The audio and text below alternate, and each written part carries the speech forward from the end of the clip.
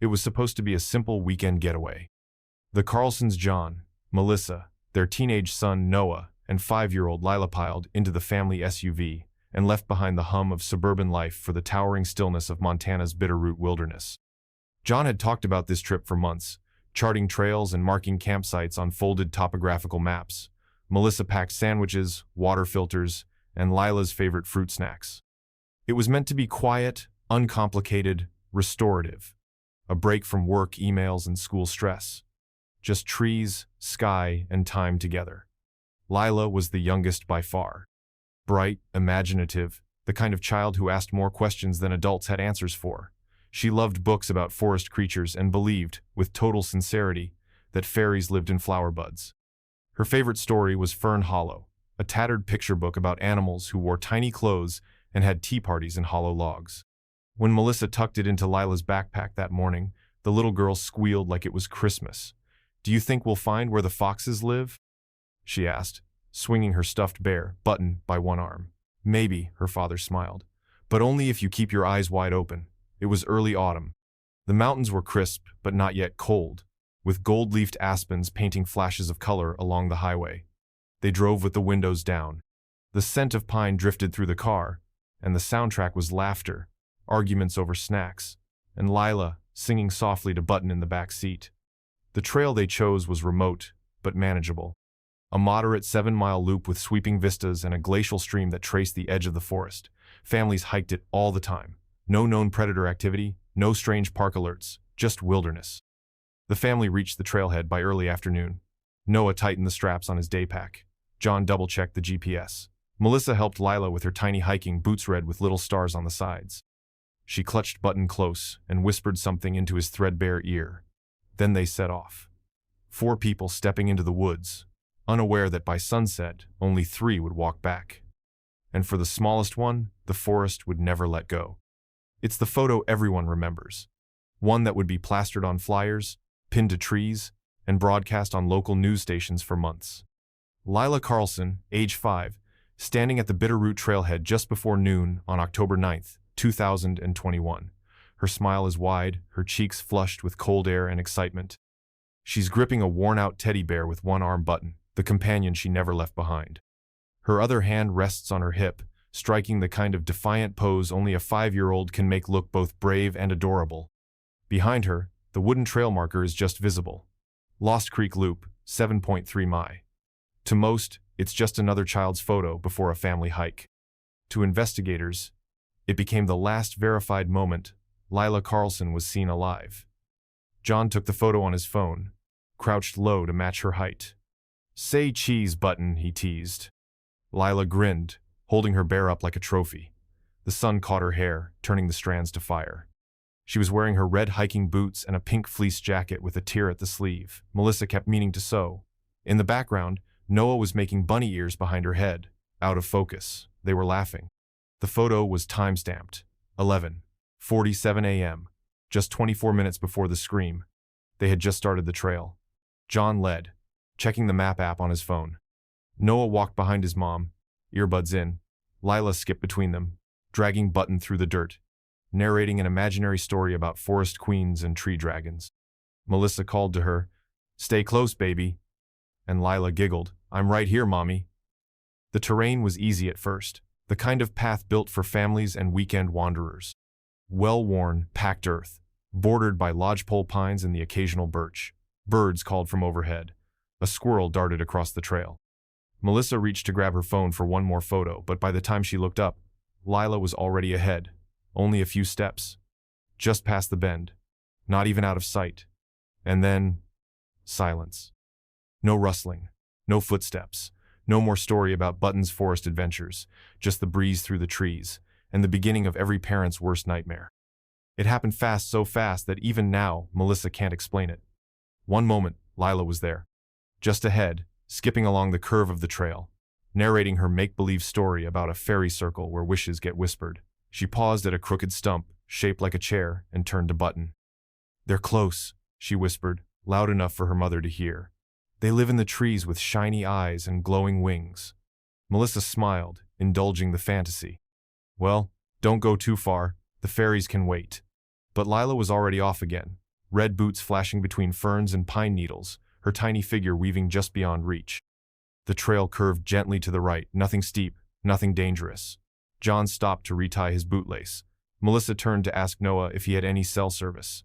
It was a blink, a breath, a beat in time. Then they called her name. "Lila, wait for us." No answer. Just the crunch of their own footsteps and the rustle of wind through autumn leaves. "Lila?" Melissa picked up her pace, rounding the corner with Button's muffled name still echoing behind her. But the space ahead was empty. The trail stretched forward like a mouth half open, surrounded by towering trees and low brush. No flash of pink fleece, no red boots, no giggle, no child. "Lila?" She tried again, louder this time, her voice cracking. John straightened, alert now. Noah pulled out his earbuds. They called her again. Again. Nothing. Melissa jogged ahead, scanning both sides of the trail. "Maybe she went into the woods to look for fairies," Noah said, trying to sound casual, but his voice had tightened. "She wouldn't just wander off," John said, more to himself than anyone. He turned back down the path. Melissa began combing the undergrowth, pushing through ferns with her bare hands. The trees loomed taller somehow, closer, darker. "Lila, come out, sweetie, you're scaring Mommy." Still nothing. The wind moved again. Cold. Sudden. The forest, moments ago full of birdsong and movement, felt still, unnaturally still.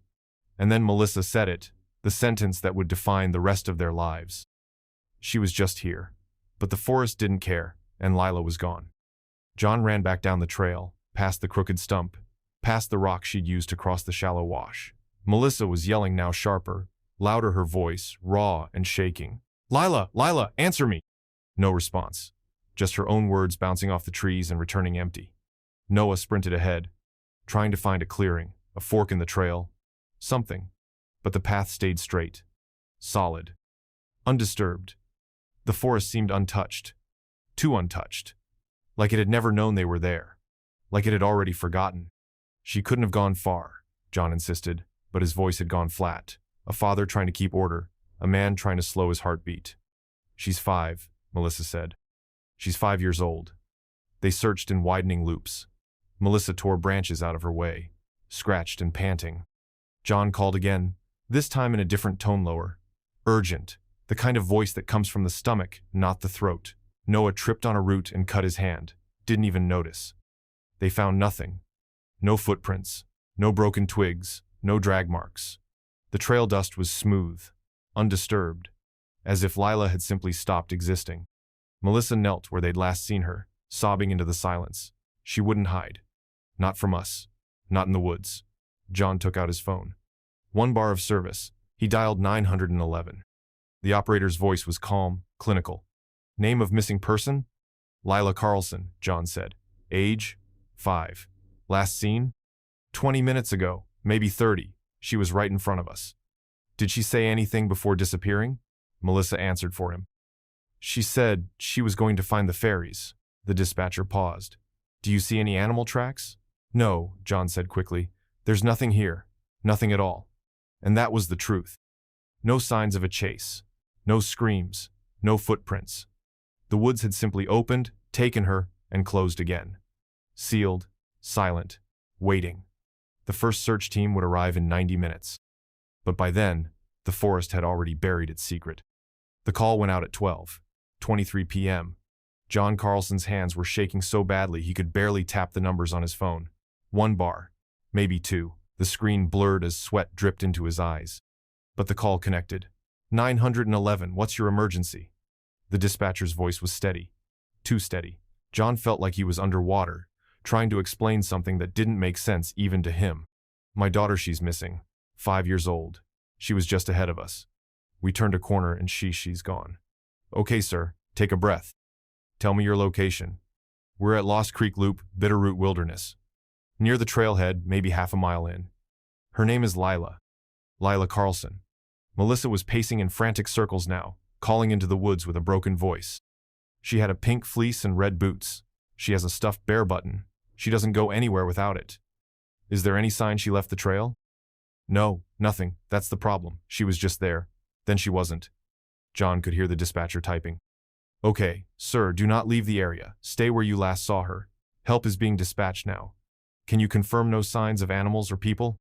None. No prints, no noise, nothing. There was a pause. How long has she been missing? John glanced at his watch. He couldn't remember when they'd started shouting her name. 30 minutes? 40? 2, don't know. The dispatcher's tone didn't change, but John could feel the tension behind the script. All right, stay on the line with me. Keep calling her name. I'm going to walk you through what happens next. John nodded, though no one could see him. Melissa had dropped to her knees by now, digging through bushes, tearing up patches of undergrowth, as if Lila could be hiding just beneath the surface. Noah sat on a log, pale, his leg bouncing rapidly. We're going to find her, John said to no one in particular. She's not gone, she's just lost. But even as he said it, he felt it. The forest wasn't just big, it was vast, old, quiet, the kind of quiet that wasn't peaceful. The kind that listened and waited. By 6 p.m., the first ranger truck pulled up to the trailhead. By 2:30, 2 more arrived with dogs trained to track human scent through brush, creek beds, and wind. They were off their leashes in seconds, noses to the dirt, handlers tense. A staging area was set up near the parking lot. Radios crackled, maps were spread across the hood of a truck. The Carlsons sat off to the side, wrapped in thin silver blankets, though the weather didn't call for it. It was protocol. Keep the parents warm, keep them talking, keep them from collapsing. Drones lifted into the sky before sunset, scanning treetops and ridgelines, sending footage back to monitors. They found nothing. No heat signature, no body, no motion. The trail was clear. No sign of wildlife, no discarded clothing, no drag marks. It was like she had vanished in a clean swipe erased instead of taken. By 5:00 p.m., helicopters were circling in wide arcs. Rangers moved out in teams of 3, calling Lila's name, pausing to listen every 10 paces. Lila, sweetheart, it's safe to come out. Nothing, just trees, wind, silence. Melissa was questioned over and over. What had Lila been wearing? What was her mood that morning? Had she ever wandered off before? She was talking about fairies, Melissa said. She said she wanted to find them. One of the officers wrote that down, but not seriously. Kids say things. Stories to pass time. No one knew yet that that one line, she wanted to find them, would be the thread investigators would come back to again and again. As dusk fell, the search shifted. Rangers began marking grid zones, assigning teams to sleep in shifts. They would search all night. Volunteers were called in from town. Some had seen the photo on social media already. The smiling girl with the teddy bear, too small for the wild, too quiet to leave no trace. At 8:45 p.m., one of the dogs barked sharply at a cedar tree. The area was flagged, investigated, and cleared. Just bark, just dirt, just silence again. No footprints, no trail, nothing. It was officially the end of day 1, and the forest hadn't given anything back. At 6:12 a.m. on the second day, a ranger named Dana McKee found it. Nestled at the base of a cedar tree, just 15 feet off trail, where the undergrowth opened into a small natural hollow. A perfect spot to sit, if you were small, if you were tired, or if someone had told you to wait. Got something, McKee said into her radio, voice clipped but strained. Others rushed in, and there it was. Button, Lila's teddy bear, just sitting there. Not torn, not dirty. No bite marks, no twigs or leaves clinging to his fur. Just dry, clean, and upright like someone had gently placed him there, arms slightly propped as if waiting to be hugged. Melissa was brought to the scene under ranger escort. She didn't speak when she saw it. She dropped to her knees, scooped Button into her chest, and broke, the kind of grief that comes out in choking gasps. She wouldn't leave him, she said again and again. Not on purpose. Not ever. John stood behind her, face carved in stone, fists clenched at his sides. The search leaders quietly conferred. The area was scanned, flagged, photographed. Dogs were brought back in, but the bear had no scent trail leading away from it.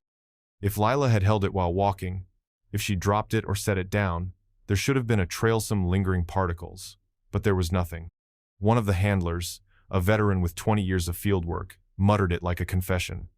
It's like it was never carried, just appeared here. They tested the bear's fibers. Nothing but pine pollen and cedar bark. It hadn't been outside long. No signs of rain damage, no dew. Yet Button hadn't been seen since the moment Lila disappeared. Melissa clutched it tightly. Her voice was quieter now. "He smells like her," she whispered. "Still smells like her shampoo." The Rangers exchanged looks. One noted that the cedar tree Button had been left at sat beside an old game trail rarely used, not even marked on maps. The kind animals sometimes follow. Or people. But Button wasn't dragged. He wasn't dropped. He wasn't damaged. He was waiting. Or someone wanted it to look that way. And it changed everything. Because if Lila hadn't left him there, someone else had. By midday, experts had arrived: wildlife biologists, trackers, and forensic ecologists from the State Conservation Office. They weren't just searching for a lost child anymore. They were ruling things out. Mountain lions? None sighted in the region in over a year. Their range didn't typically extend this deep into the trail network. Bears? Unlikely. No scat, no hair, no claw marks. No feeding signs, no den nearby. Even scavengers like coyotes left sign sprints, disturbed brush, markings. Here, the forest was undisturbed, pristine, as if nothing large had moved through it at all. Ranger Bowman walked the perimeter of the search grid with 2 wildlife officers, reviewing drone footage from the night before. "If a predator took her," he said, "we'd see tracks, drag marks, something, especially if she screamed." "And no blood," one of the biologists added. A 5-year-old doesn't vanish in seconds without some sign of struggle. But there wasn't one. Not a single drop. The pine needles weren't compressed. The soil was soft deal for holding tracks. And yet there was nothing. The forest had recorded no disturbance. A footprint here or there, Noah's, Melissa's, but Lila's, gone. It was as if she'd stepped off the earth. The dog teams were redeployed. They were still alert, still eager, but confused. They circled the area around the cedar tree, then wandered in widening, spiraling arcs. One dog sat down and whined, looking toward the thicker woods where no trails existed. Rangers followed. Still nothing. The lead biologist wrote it in his report that night. No signs of known predatory activity. Unlikely any animal removed the child. Behavior patterns, timing, and physical evidence inconsistent with wildlife event. Off the record, he said it more plainly. She wasn't taken by anything natural. That was the moment the story changed, when the reasonable explanations started falling apart, and the team was forced to consider what no one wanted to say out loud. If it wasn't an animal, then someone took her. But even that didn't explain everything. Because who could disappear into untouched forest with a 5-year-old? And leave absolutely no trail? On the 3rd day of the search, a family from a nearby campsite came forward with something they hadn't thought important at first. The Sandersons had arrived the night before the Carlsons. They were packing up their RV when a ranger knocked, asking if they'd seen or heard anything strange. Mr. Sanderson said no. But his daughter, Ellie, 6 years old, spoke up. "I talked to her," she said, clutching a juice box, her voice barely above a whisper. "The girl who got lost." The ranger crouched down, careful not to scare her. "You talked to Lila?" Ellie nodded. "She had a bear. I liked his ear. It was floppy." The timeline fit. The 2 girls had likely crossed paths at the water pump between their campsites sometime that morning. No one thought much of it.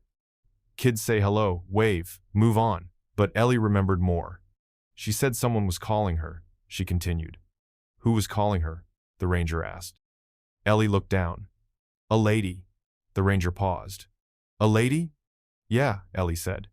"She said the lady was in the trees, that she was whispering her name. Lila said she wanted to see where she lived. I said we should go play on the rocks, but she said, no. The lady said I have to come alone."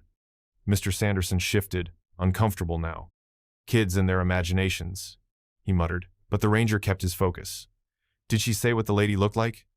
"She said she was wearing a dress made of leaves," Ellie replied, "and her face was blurry, like smoke." The ranger didn't write it down right away. It felt too surreal, like something from one of Lila's storybooks. But later, when the search kept coming up empty, he did, quietly, without telling his superiors. And that note sat in the back of a slim manila folder, never mentioned in press conferences, never shared with volunteers. Because what do you do with that? With a child's quiet voice describing a woman who didn't exist, who couldn't exist. And yet, Ellie had remembered Button's torn ear, a detail never released to the public. A detail only someone who had truly spoken to Lila could know. She hadn't lied, she hadn't imagined it. The question wasn't whether Lila had seen someone in the trees. It was who and why she'd followed. 14 days. That's how long they searched. Helicopters, K-9 units, volunteer foot patrols, divers in the creek bed.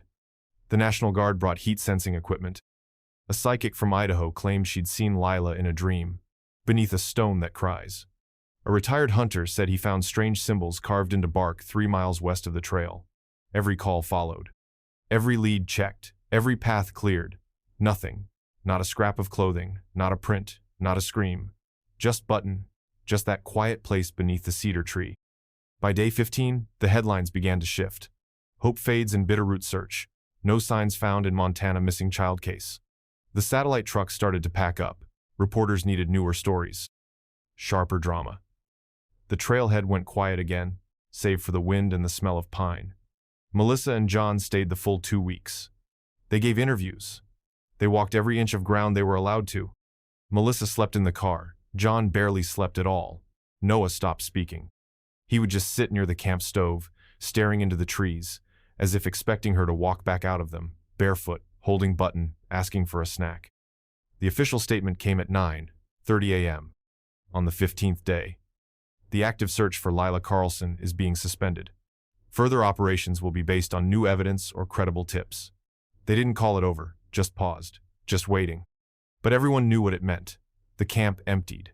The ribbons tied to trees by volunteers frayed and faded. The maps were rolled up. Drones grounded.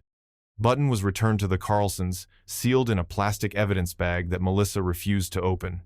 She'll want him when she comes back, she told them. For a while, the story was everywhere. Little girl lost in the pines. Hashtags. Candlelight vigils. Photos of Lila's pink fleece jacket and gap-toothed smile. But time moved. As it always does, new stories filled the feed. New faces, new tragedies. The forest stayed quiet. And Lila Carlson, age 5, became a name in a file, a headline buried in archives, a child swallowed by the woods and never returned.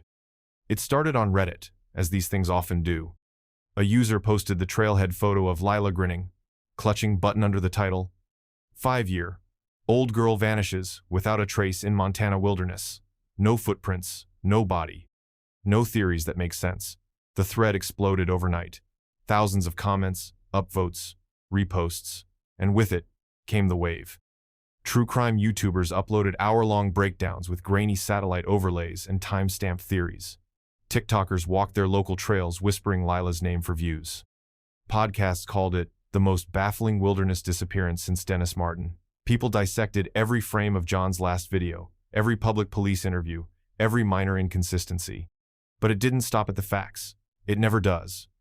Soon came the speculations, the bizarre, the mythic. Some insisted she was taken by an off-grid mountain cult. They pointed to stories of unmarked trails and whispered tales from Forest Service workers, the ones they don't talk about on the record.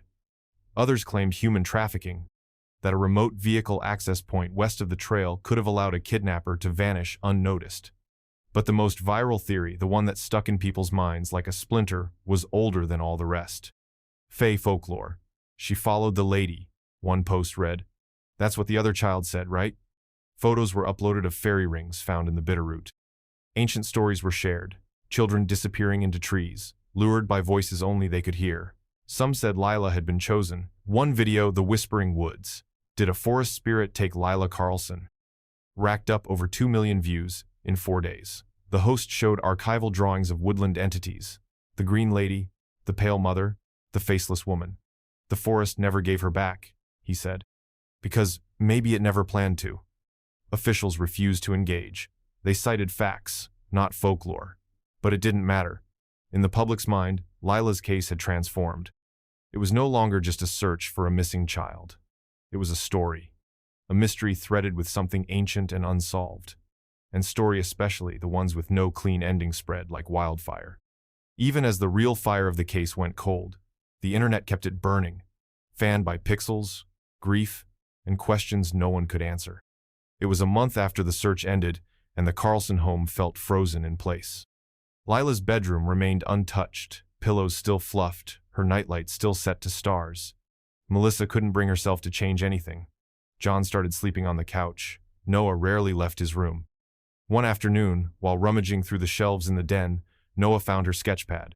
It had been buried beneath coloring books and old picture books, half slid between the couch cushions like it had tried to vanish too. He opened it without thinking. The first pages were normal.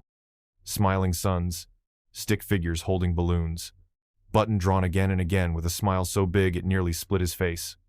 But as Noah flipped further, the drawings changed. Darker lines, rougher scribbles. The trees she drew became taller, thicker. They started to curve inward, like they were leaning towards something. One sketch showed a ring of trees with no exit, like a cage made of wood, and in the center, a figure. Tall, thin, no face, just a hollow oval where features should be. Long hair, scribbled in vertical lines. Her arms stretched down past her knees, fingers too long, no color, just black pencil pressed hard into the paper. Noah stared at it for a long time. Something about it didn't feel like play. This wasn't a fantasy sketch of a fairy queen or a storybook princess.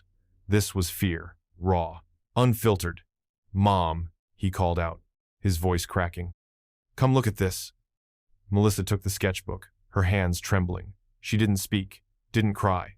She just stared. "She never showed me this," she whispered. "She didn't show me this one." There was a date scrawled at the top corner, October 7th, 2 days before she vanished. And beneath the figure, in shaky handwriting, "She lives in the trees, she doesn't blink." It was the kind of thing you could explain away if Lila were still around to ask, but she wasn't. And no one could say why a 5-year-old would draw something so wrong, so deliberate, so silent. Noah tore the page out and kept it. He didn't know why, only that it felt important, like maybe Lila had been trying to leave a map, or a warning. It was a full year after Lila vanished when the call came in. Early June. A solo hiker named Benjamin Cole, mid-30s, experienced, no stranger to wilderness terrain, had been backpacking along a backcountry route east of Lost Creek Loop. He wasn't looking for anything. Just solitude, trees, sky, silence. But silence was exactly what shattered. Around dusk, he reached a jagged limestone formation known locally as the Cut. A narrow split in the earth, roughly 10 feet across, barely visible beneath overgrown brush. He paused to rest, took off his pack, drank water. Then he heard it, a voice, light, high, singing. The kind of half-sung melody children make when playing alone. At first, he thought it was in his head, but the melody repeated, simple, strange, something like a lullaby, or maybe just humming with no words. He leaned closer to the rock face. It was coming from below, not loud, not echoing, just there. He backed away. Then did what most wouldn't. He recorded it. The audio was faint, but real. When played back, you could hear it. Soft tones, rising and falling. A child's cadence, no wind, no birds. Just that voice. Rangers arrived the next morning. They sealed the site, brought in climbing gear, lowered a team into the crevice. The descent was tight, claustrophobic. The limestone pit extended nearly 40 feet down, then opened slightly into a chamber no larger than a small living room. But it was empty. No bones, no belongings, no child. Just old rock, cold air, and stillness. One ranger, Jess Carr, who had searched for Lila that first night, stood at the edge of the pit and listened again to the recording. "It's her," she said. "I can't prove it, but it's her." The voice was never explained. Acoustic experts ruled out echo effects, cave acoustics, and even local bird calls. Too human, one said. Too deliberate. After that, hikers began calling the site something else. Not the Cut, not the crevice. They called it the Sound Hole. Rangers filed the report. Nothing was conclusive. No further searches were ordered. But among themselves, some whispered, maybe the forest hadn't taken Lila. Maybe it had kept her. And maybe, sometimes, she still sang. Ranger Tom Ellison didn't speak to reporters. He didn't go on camera, didn't post on forums, didn't grant interviews. But on the second anniversary of Lila's disappearance, he finally talked to another ranger, off the record, after a memorial hike near the trailhead. They had lit candles, left rocks and red ribbons along the cedar tree where Button was found. And when it was quiet again, Tom finally said it. "There's something I never put in the report." The other ranger didn't respond, just waited. "The morning she disappeared," Tom said. "Before the call came in, before the teams got deployed, I was already out there, doing a solo survey, near the southern ridge, not far from where they later found the bear." His hands trembled slightly, though the air was warm. "I smelled lavender." The other ranger frowned. "What do you mean?" "I mean lavender. Strong. Like walking into a field. Or a flower shop. But it was coming from the trees." He rubbed the back of his neck. "And there are no lavender plants in that region. Not wild, not native. Nothing should have been blooming up there. Nothing was. Maybe another hiker?" "I thought that," Tom said. "But I didn't see anyone." And the scent moved. Not like someone walked past, like it flowed past me. On the wind. And then it just stopped. He paused, then looked away. I didn't report it because it sounded stupid, because I didn't want to be that guy. But I've smelled it since. Twice. The other ranger stared at him. "Where?" "Same trail. Same time of year. No one around. Just lavender. No reason." That night, he opened his personal notebook. Not the official one. The one he never turned in. On a page marked October 9, 2021, he had written 4 words. Lavender. West Ridge. Wrong. He'd never followed up, never told anyone. Until now. "You think it meant something?" the other ranger asked. Tom nodded slowly. "I think she followed something sweet. Something that didn't belong." He looked back toward the tree line. "I think the forest knew we were coming, and it covered its tracks." They weren't found until day 14. By then, the official search was winding down, and most teams had begun packing up. But one group from Missoula, experienced trackers volunteering independent, decided to sweep the Northwest Ridge one last time. It was steep, dense, and hadn't been prioritized. The theory was always the same. If a child gets lost, they try to go downhill back to the car, back to what's familiar.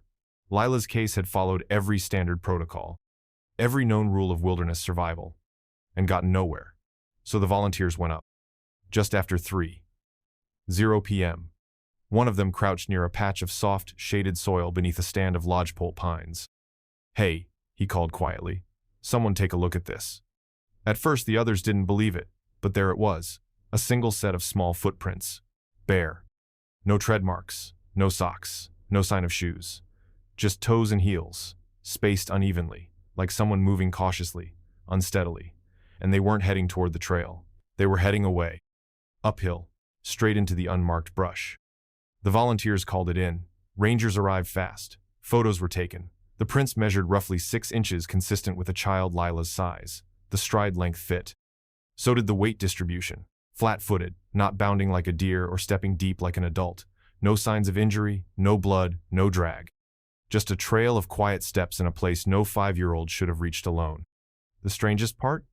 The soil in that area was deep with pine mulch, notorious for swallowing prints.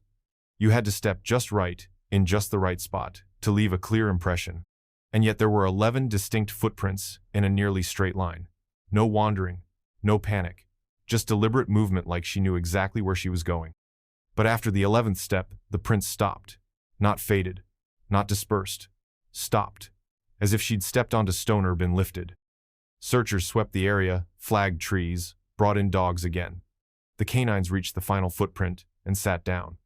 Not excited, not alert, just still. The team marked the site on their GPS logs and returned again days later, but no new prints ever appeared, and nothing was ever found. The forest had allowed a glimpse, a thread, a whisper. And then, once again, it had gone silent. It was early September, 2025, hot, dry, the sky bleached white above the Bitterroot Range. Carla Reyes had been on the trail for 3 days, hiking solo through the less-traveled switchbacks above the western cliffs. She wasn't searching for anything, just space, quiet, distance from a life back home that had gone sour in too many directions. She didn't even plan to detour that morning. But a faint sound, maybe running water, maybe nothing, pulled her left off the main path toward the cliffs, down an unmarked incline, choked with thorns and deadfall. That's when she saw the spring. A cliffside trickle, barely more than a weeping crack in the rock, feeding a moss-covered pool no larger than a bathtub. The air was cooler there. Still. The kind of still that makes you feel watched even when you know you're alone. Carla knelt to refill her bottle, eyes scanning lazily over the moss, the leaves, the knotted root system of an old tree cracked open beside the water. Then she stopped. Something pale, half hidden near a hollowed-out log just beyond the tree line. At first she thought it was a fungus or a shed scrap of bark. But it was too smooth. Fabric, maybe. Plastic? She stood, took a few slow steps forward. It was fabric. Carla crouched, heart suddenly heavy in her chest, and reached out. It was almost weightless in her hand, dirt, dusted but intact. A child's sock, faded white, decorated with tiny pink stars. She turned it over, gently. No blood, no tears, just worn fabric, aged by time. She didn't move for a while. Then she looked up and noticed something else. Scratched faintly into the bark of the log, barely visible beneath lichen and moss, were 4 letters. Lila. Not etched deep, not carved with a knife, just scraped, as if by a small stick or fingernail. Carla stepped back slowly, the sock still cradled in her palm. She didn't scream, she didn't run.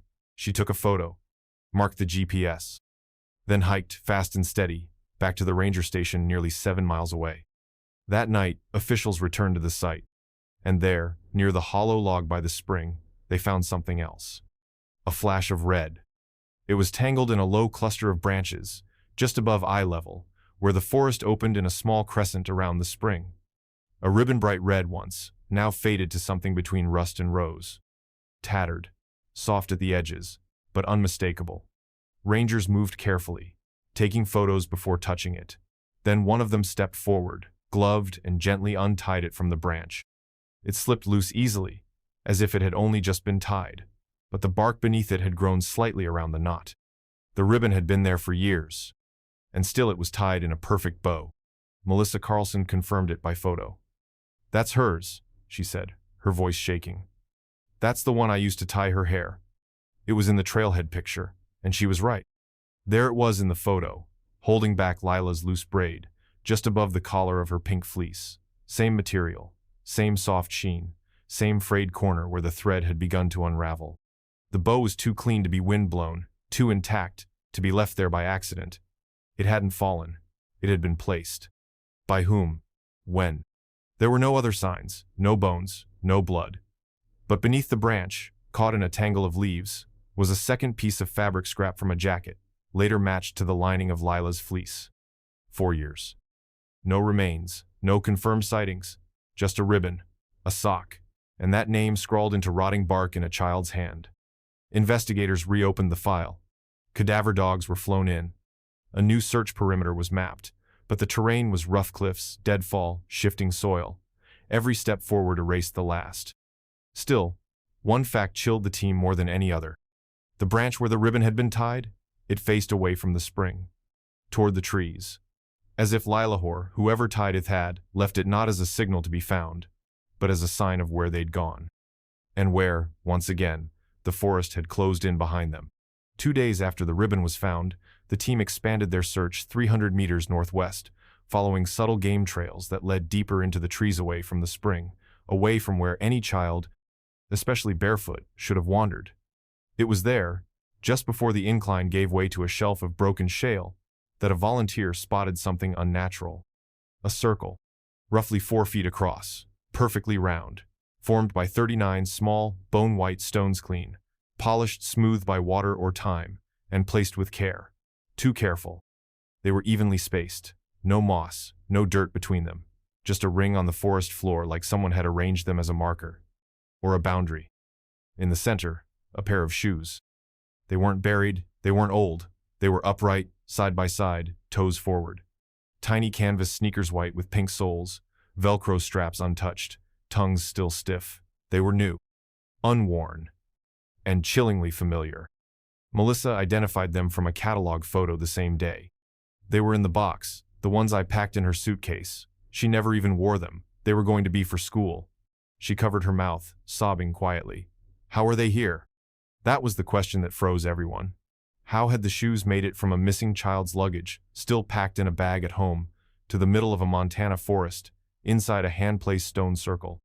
There were no tracks, no prints, no signs anyone had visited the site recently. The moss surrounding the stones was unbroken, untouched, and the shoes were dry, unsoiled, as if they had never walked a step. The coroner examined them. No blood, no hair, no trace DNA at all, not even Lila's. It was like they'd been placed straight from the box. Some suggested it was a cruel prank, an elaborate hoax, but the location was too remote, the stones too precise, and the shoes identical down to the barcode had never been released for public sale. No one could explain it. But those who stood at the edge of the circle said the same thing. The air felt heavier inside it, still, watchful, as if whatever had been there had just left, or hadn't gone far. While documenting the stone ring, a ranger named Kayla Morris wandered a short distance upslope, scanning trees for carvings or other signs. That's when she saw it, a large pine, half dead, its bark peeling in long curls like dry paper. On the west-facing side, just above waist height, someone had carved a name. Lila. Not with a knife or tool. The lines were uneven, shallow, and imprecise, as though made by a child's hand or a stick. The H slanted sideways. The A was missing its crossbar. But it was unmistakably hers. Beneath the name were tiny stick figures, 7 of them, each one drawn differently. Some with long hair, others with arms outstretched, legs spread, fingers scratched in awkward curves. One had a triangle for a dress. Another had no face, just a hollow circle where features should be. They weren't playful doodles. There was something uncomfortable about them, unsettled. They were gathered in a semicircle around a central shape, a tall, slender figure with no limbs, no face. Just height, like a totem or something older. Below the figures, someone or something had nailed a wooden object into the base of the tree. A doll, roughly carved from a stick and wrapped in thin bark for clothes. No eyes, no mouth, just a small head with a red thread tied around its neck, knotted in back. The doll was old, weathered, but the thread looked newer, still vibrant, still tight. Rangers collected it carefully, sealing it in evidence. But Kayla swore something as she held it, that the thread was warm, that the bark felt pulsing, alive, almost. She said nothing at the time, just passed it off, and stepped back. Melissa confirmed the handwriting. That's her L. She always made it long, like a slide. And then she saw the stick figures, and her voice caught in her throat. She used to draw us like that. Us? A ranger asked. Melissa nodded. Me, John, Noah, and her, but not that one in the middle. They asked if Lila had talked about any imaginary friends, anyone she thought lived in the trees. Melissa paused, then answered softly. She said there was a lady who watched at night. She called her the Quiet Mother. And for the first time, even the Rangers didn't know what to write. 3 days after her discovery of the sock and ribbon, Carla Reyes returned to the site. She hadn't planned to. In fact, after turning over the GPS coordinates, she promised herself she'd put it behind her. But something pulled her back. Curiosity. Guilt. Or maybe just the weight of unfinished answers. She left early, hiking fast through the back trails before the morning haze could burn off the peaks. The forest felt different now. Not hostile but attentive, like it remembered her. She arrived at the spring just before noon. The water was still running slow, almost silent. The hollow log nearby was untouched, flagged with orange tape by investigators. Carla sat on a fallen tree, sipping from her bottle, when she heard it. Faint, thin, floating just above the wind. A voice. She froze. It was distant, almost like a memory, but unmistakable. A child's voice, humming a tune just slightly off-key. High, airy, unhurried. The melody was strange, unfamiliar, like a lullaby passed down without words. She stood slowly, holding her breath. It wasn't coming from a speaker, not a bird, not the wind playing tricks. It was singing, a child, somewhere close. She pulled out her phone, hands trembling, and hit record. The sound lasted less than 20 seconds, enough for 2 rising notes and a soft hum that faded back into silence. The forest closed around it like a hand closing over water. Later that week, audio forensics would confirm what Carla already knew in her gut. The voice belonged to a child between 5 and 6 years old. A female. No signs of audio tampering, no overlapping layers, no mechanical source. It hadn't come from a phone or a speaker or any device. It was environmental, real, present. The analysts ruled out natural causes, ruled out mimicry, distortion, reverb. They couldn't explain it. When asked if it could have been a previous recording playing from someone else's phone, the lead technician shook his head. There's no trace of artificial sound, no compression signature.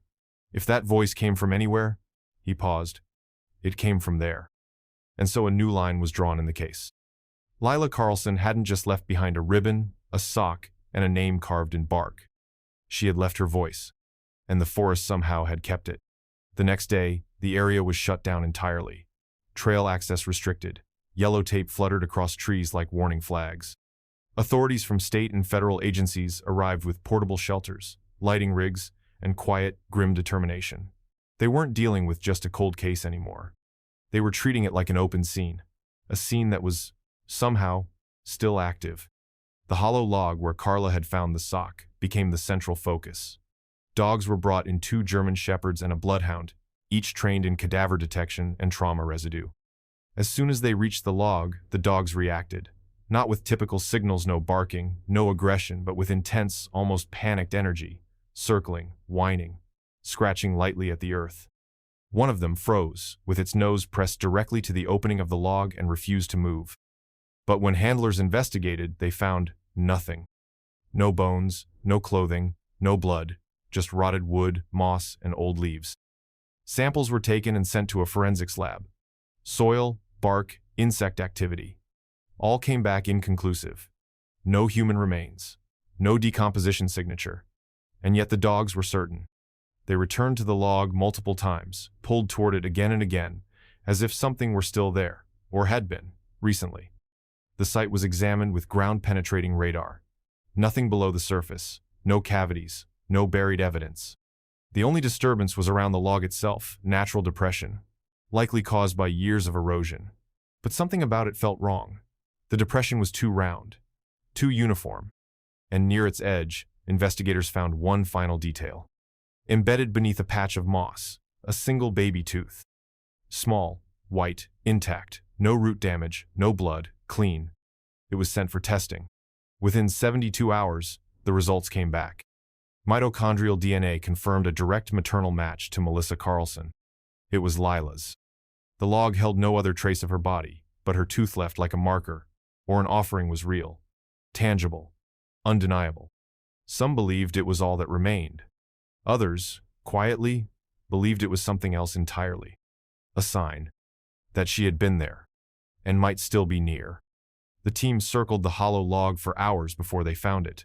One of the cadaver dogs, Sable, the bloodhound, refused to leave the spot, snuffling and whining until a forensics tech crawled deeper into the rotted wood. It was cramped, tight with damp earth and layered decay. But there it was, glinting faintly under the beam of a flashlight, half embedded in dirt and moss, like it had been waiting. A single baby tooth. So small, it could have been missed entirely. White, round-edged, with a clean curve and no visible trauma. It wasn't buried, just resting inside the natural hollow alone. The discovery sent a ripple through the entire camp. The tooth was sealed and rushed under chain of custody to a federal lab in Missoula. 3 days later, the result arrived. Confirmed match to Lila Carlson. Mitochondrial DNA passed from mother to child, matched Melissa with 99.997% certainty. No one questioned the science. The only question was, how? Melissa stared at the lab photo for a long time when she was shown. She hadn't lost any yet, she said quietly. We were waiting for her first. She was so excited. Said she wanted to put it under her pillow at the cabin. But Lila never got to. There was no blood on the tooth, no signs of forced removal. It had likely fallen out naturally. But why here? In a log nearly 4 miles from where she vanished? With no body, no clothing, no remains. Forensics swabbed the entire interior of the log. Nothing, not even a trace of her hair or skin, just the tooth, perfectly preserved, as if it had been placed. Some said it was a breadcrumb, a final piece of evidence, offered years too late. But others quietly, off-record, felt something else. A pattern, a ritual. The cedar tree, the sock, the ribbon, the name and bark, the stone circle, the shoes. And now, a tooth. One by one, these artifacts emerged like parts of a story, unfolding slowly, carefully, with intention. What was placing them, and why? The answer seemed to hover in the silence around that log. Because something, wanted Lila's story to stay alive. And it wasn't finished. It happened just before sunrise.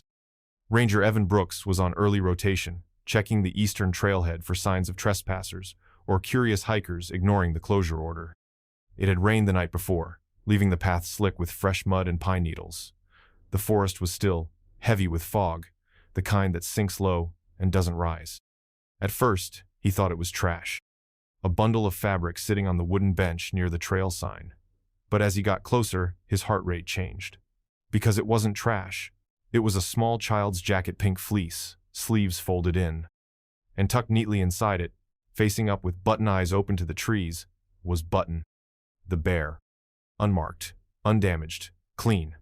The same bear Melissa had held after the original search. The same one returned to her in an evidence bag. The same one she'd sealed in Lila's chest, wrapped in tissue, never touched since. They confirmed it within hours. Melissa collapsed when she saw the photos. That's her jacket. That's her Button. That's the tear at the elbow. I haven't seen that jacket since the day we lost her. Forensics examined the bear. The DNA came back, mixed Melissa's, faint traces of John's, and Lila's. But not from 4 years ago. From within the past week. No explanation, no intrusions at the family home.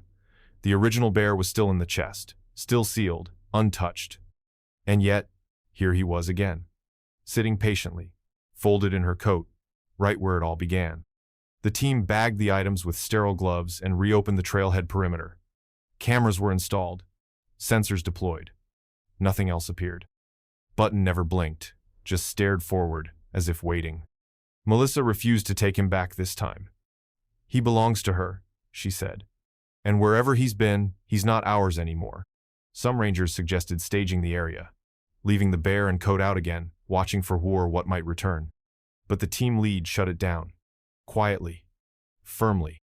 Because no one wanted to know what might come back. Not anymore. Not after what the forest had already returned. The camera had been mounted 3 days prior, part of a wide net of motion-activated wildlife cams set up after Button and the pink fleece jacket were found at the trailhead. No one expected them to catch anything unusual. Maybe a bear, maybe deer, maybe nothing at all. But at 4:12 a.m., the morning after the teddy bear reappeared, one of the cams triggered. The image was grainy, fog-veiled, lit only by ambient moonlight filtering through the trees. But it was enough.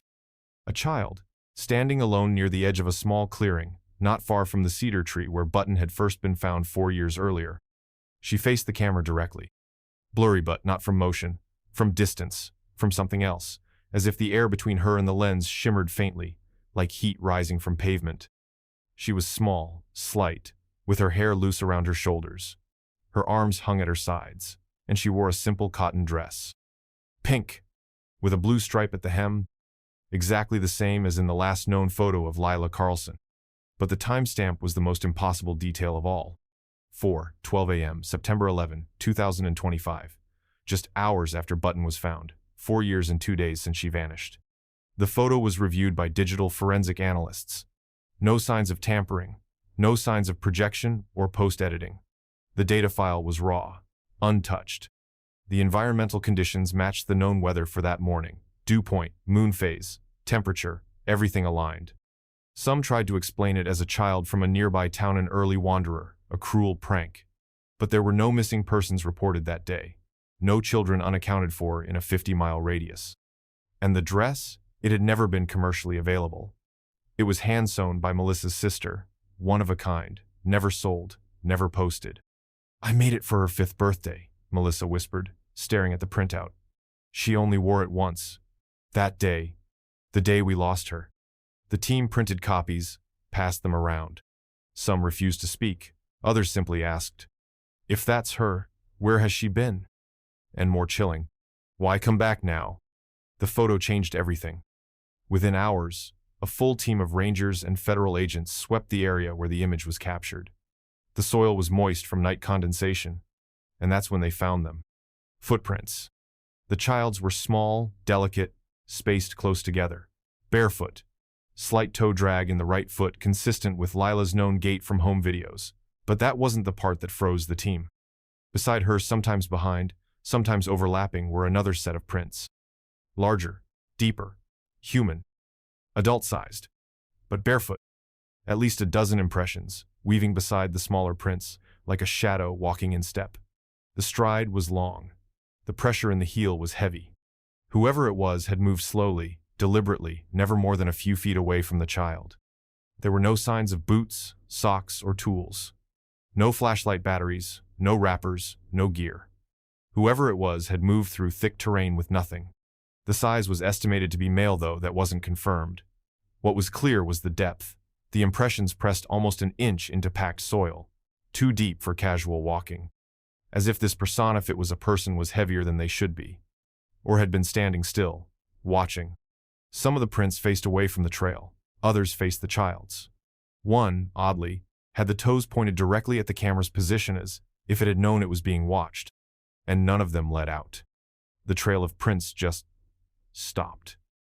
Mid-step, on untouched earth. No breaks in stride, no running, no drag, just a final heel, then nothing. They brought in dogs again. Again, the same result, circling confusion, alert, then withdrawal. No clear direction, no trail to follow, like the presence had vanished into air. But the implications were clear. Lilahif, it was Leela, had not been alone. And whoever was with her had chosen not to be seen. Or couldn't be seen. The rangers logged the prints, flagged the site, and marked the coordinates. Privately, among themselves, they began calling the larger prints something else. Not suspect. Not person of interest. But simply, the Watcher. And now, they knew whatever had taken Lila hadn't let her go. Not completely. Carla Reyes had told herself she was done, that she'd done enough. The sock, the ribbon, the voice. She'd given the authorities what they needed, cooperated fully, answered every question. But something inside her hadn't settled. Not curiosity, something deeper. A pull. Like the forest had not just shown her something, but opened something in her. And it wasn't finished. She returned just after dawn, slipping through the tree line before the ranger patrols were active. The air was wet with fog. The trail was soft, quiet beneath her boots, and the forest felt expectant. She reached the spring and stood beside the log where the tooth had been found. The stillness pressed in. No birds. No breeze. Only the groan of distant branches settling overhead. That's when she heard it. Soft, subtle, faint enough that she thought it was her imagination at first. Her name. Whispered. Carla. It was so soft she couldn't tell the direction. Not a voice. Exactly, but something like a voice. The way leaves hiss when they shift. The way breath fogs glass. Then she heard another. Lila. And that one was unmistakable. It wasn't said with urgency. Not a cry, more like a statement. A recognition. Lila is here. Carla stood frozen. The hair on her arms rose. Her breath caught in her throat. She turned in a slow circle, scanning the woods. Nothing. No movement. No figures in the trees. But the whispers came again, soft, layered, like multiple mouths, speaking at once from nowhere and everywhere. She hit record on her phone. The mic picked up only ambient noise, but she heard it. She backed away, heart racing, until her foot slipped in the moss and she fell hard, scraping her hand. As she pushed herself up, her fingers brushed something in the dirt. It was a small rock pail, smooth and warm. Tied to it with red thread, a bundle of dried lavender. Placed gently. Recently. Carla didn't scream. She didn't run. She simply stood, holding the rock in her hand, and whispered back into the trees. What do you want? The woods didn't answer, but they listened. The reports began trickling in over the next 2 weeks. First, it was a pair of hikers on an early sunrise trek up the northern ridge. Seasoned locals, used to the strange moods of the forest. They saw her standing near the edge of a granite outcrop just after dawn, tall, motionless, dressed in something white flowing, almost translucent in the morning haze. She didn't move, didn't turn, just watched. At first they assumed she was another hiker, but when they waved and shouted, no response. And moments later, when they crested the ridge, she was gone. No sound of footsteps, no place to hide. Just a damp patch where someone had been standing. Then another report, this one from a father and daughter camping on the eastern slope. The daughter woke crying, saying a woman had been peeking through the trees at their tent. Her hair was long, she said, and she had no shoes. Her feet were dirty. Days later, a backpacker's GoPro caught a fleeting frame on the tree line of a high bluff, just 2 seconds of footage. But there she was, pale, still, staring toward the trail. The figure shimmered faintly in the sun. No identifiable features, no face. The footage went viral. Locals began referring to her in whispers. The lady in white. Not a ghost, Not exactly, but not human either. Melissa Carlson saw the footage and went still. Lila used to talk about her, she said, before she vanished. She called her the quiet mother, said she watched from the woods when people weren't looking. Some dismissed the sightings as hysteria, urban legend, but they came from across the region. Always the same description, always the same time dawn, always gone without sound. But one ranger, Jess Carr, said something different. She's not watching hikers, she said. She's watching the forest. And one hiker's account chilled investigators more than any other. She wasn't alone, he said, voice shaking. There was a child, holding her hand. Small, pale, silent, wearing pink. Then both figures turned and walked into the trees. And vanished. It had been over 4 years since Lila Carlson disappeared into the woods near the Bitterroot Wilderness, and 2 months since the impossible started to return her sock, her ribbon, her voice, her bear. The case had gone from a tragic cold file to something else, something living, something that refused to stay buried. Detective Alan Rourke had led the investigation from the beginning. A 22-year veteran of the Missoula County Sheriff's Office, he'd handled homicides, abductions, even one cult-related case in the early 2000s. But this one changed him. When asked by a local reporter if he had any updates on the reopened investigation, he didn't offer the usual tight-lipped response. Instead, on camera, beneath the shadow of the same pines he'd walked so many times, he said, "I've worked hundreds of cases. This one, I still don't sleep right." He paused, looking past the microphone toward the trailhead. "I've seen families break apart, seen what loss does to people. But with this case, it's not just the loss, it's the shape of it. It's like trying to hold smoke. Every time we got close, the forest changed its story." He described moments he'd never logged. The day the ribbon reappeared, the night a ranger swore the cedar tree hummed, the dreams he'd had on he'd never admit to in court where Lila walked past him silently, eyes wide, holding something behind her back. "Some of what we've found," Rourke said, "shouldn't exist. The shoes, the voice, that photo." He stopped again. "I don't believe in fairy tales. I believe in facts. But there are facts here that don't behave the way facts should. I've got a piece of physical evidence that matches a girl who hasn't been seen alive in 4 years. And I've got a photo that puts her in these woods last week." He looked at the camera then, his eyes tired, resolute. "I don't think we lost Lila. I think something took her, and I don't think it ever meant to keep her forever." He turned, walked back toward the trees, and didn't take questions. That night, the video went viral, and thousands of people heard a detective finally admit what most had already feared. Something in the forest was real, and it was still watching. It was quiet on the day the Carlsons returned to the trailhead. No press, no cameras, just family. A ranger escorted them to the cedar tree where Button had first been found. The ground was damp from early morning rain. The air smelled of pine and something faintly sweet lavender, Melissa thought, but didn't say. They brought no balloons, no framed photos, just Lila's favorite things. A sun-faded drawing, a box of animal crackers, a folded piece of her pink fleece jacket, and a journal worn at the edges, pages loose. It belonged to Lila's older sister, Maya. Maya hadn't spoken much in public since the day her sister vanished. But now, 17, standing beside the tree where the story had started, she opened her journal and turned to the final page. Her voice shook at first, then steadied. "If she's still out there, I hope she's not afraid. I hope she's warm. I hope whoever's with her is kind and safe and loves her like we do. If she's gone, I hope the forest took her gently. I hope she laughed before the end. I hope she knew how much we all loved her. I hope she's not alone." She paused, tears on her cheeks. "And I hope, if the forest listens, it will give her back." John placed a small pine cone at the base of the tree. Melissa tied a fresh red ribbon to the lowest branch. They didn't speak after that.